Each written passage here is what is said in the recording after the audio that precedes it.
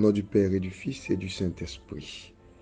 Le Seigneur soit avec vous et avec votre esprit. Évangile de Jésus-Christ selon saint Luc, chapitre 1, versets 57 à 66. Quand fut accompli le temps où Élisabeth devait enfanter, elle mit au monde un fils. Ses voisins et sa famille apprirent que le Seigneur lui avait montré la grandeur de sa miséricorde et ils se réjouissaient avec elle. Le 8e jour, il vint pour la circoncision de l'enfant. Il voulait l'appeler Zacharie du nom de son père.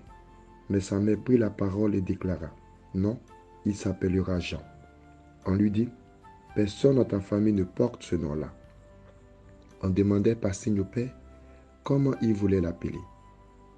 Il se fit donner une tablette sur laquelle il écrivit, « Jean est son nom. » Et tout le monde en fut étonné. À l'instant même, sa bouche s'ouvrit, sa langue se délia. Il parlait et il bénissait Dieu. La crainte saisit alors tous les gens du voisinage. Et dans toute la région montagneuse de Judée, on racontait tous ces événements. Tous ceux qui les apprenaient les conservaient dans leur cœur et disaient, « Que sera donc cet enfant ?» En effet, la main du Seigneur était avec lui. L'enfant grandissait et son esprit se fortifiait. Il alla vivre au désert jusqu'au jour où il se fit connaître à Israël. Acclamons la parole de Dieu. Louange à toi, Seigneur Jésus. Mes frères et mes sœurs, nous célébrons aujourd'hui la solennité de la nativité de Jean le Baptiste, Jean le précurseur. Jean signifie Dieu fait grâce.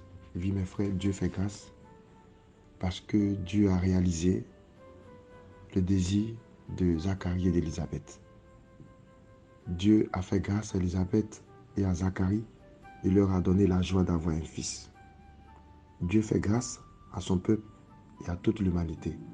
Parce que le Seigneur voit la souffrance de l'homme. Le Seigneur voit les difficultés de l'homme. Dieu intervient pour libérer son peuple. Au temps de Moïse, Dieu a libéré le peuple hébreu. Désormais, il va le faire pour tous les hommes de tous les temps. Ainsi donc, la mission de Jean sera précisément d'annoncer et de préparer la venue du Seigneur. Dieu fait grâce, oui. Sa grâce invite à la conversion, au retournement. On ne peut pas accueillir le Christ, Sauveur, qu'en accueillant le message de Jean-Baptiste. Convertissez-vous, disait-il. C'est ainsi, mes frères, mes sœurs, que Jean-Baptiste a préparé la venue du Sauveur. Il a montré aux foules de son temps. Il les a renvoyés vers le Christ. À la suite de Jean-Baptiste, nous sommes tous appelés à préparer la venue du Sauveur dans nos vies, nos familles, nos lieux de travail, dans nos maisons et nos villages. Préparer les chemins du Seigneur, c'est enlever toutes les pierres qui font mal. C'est aplanir toutes les montagnes d'égoïsme. C'est combler tous les fossés creusés pour l'indifférence. Alors tout au long de son ministère, Jean a insisté sur le partage, la justice et le respect de l'autre. C'est une première étape, certes, parce qu'il fallait faire place à celui qui vient. Fêter la naissance de Jean-Baptiste nous prépare à fêter celle de Jésus.